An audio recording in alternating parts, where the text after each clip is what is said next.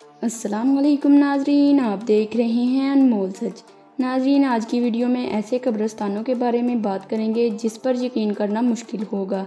शायद ही आपने ऐसे पहले कब्रिस्तान देखे होंगे जो एक खौफनाक मंजर पेश करते हैं। तो चलें वीडियो का आगाज़ करते हैं। वीडियो शुरू करने से पहले अगर आपने हमारा चैनल अनमोल सच सब्सक्राइब नहीं किया तो सब्सक्राइब कर दें और साथ ही दिए गए बेल आइकन बटन को दबा दें ताकि हमारी हर आने वाली वीडियो आपको बर वक्त मिलती रहे। नाजरीन, सबसे पहले बात करते हैं ब्राज़ील के कब्रिस्तान की। ये कब्रिस्तान बहुत ही हैरत अंगेज़ है। आप सोच रहे होंगे कि ये एक महज इमारत है, तो ऐसा बिल्कुल भी नहीं है। इस इमारत में बहुत से अपार्टमेंट बने हुए हैं जिसमें लोगों को दफन किया जाता है। इस बिल्डिंग में 2500 लोगों को दफन करने के लिए जगह बनाई गई है। ये बिल्डिंग 1983 में तमीर की गई थी। इस बिल्डिंग में कब्र खरीदना बहुत मुश्किल है। नाज़रीन, अब बात करते हैं कैटाकॉम्ब्स ऑफ पेरिस की। पेरिस के शहर के नीचे सुरंगों की बहुत बड़ी राहदारी है जहां तकरीबन 6 लाख इंसानी मुर्दों की हड्डियां रखी हुई हैं। नाज़रीन, 1774 में मुकामी हुकूमत को 2 बड़े मसाइल का सामना था।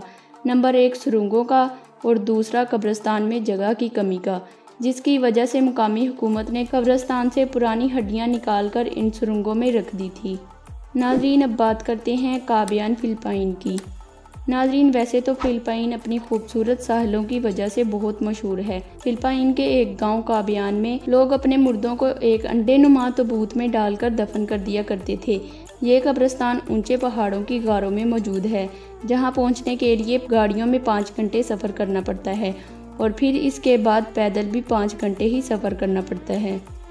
नाज़रीन, अब बात करते हैं एसटी जॉर्जेस चर्च की। नाज़रीन, एसटी जॉर्जेस चर्च को कब्रिस्तान ना होने के बावजूद भी कब्रिस्तान समझा जाता है।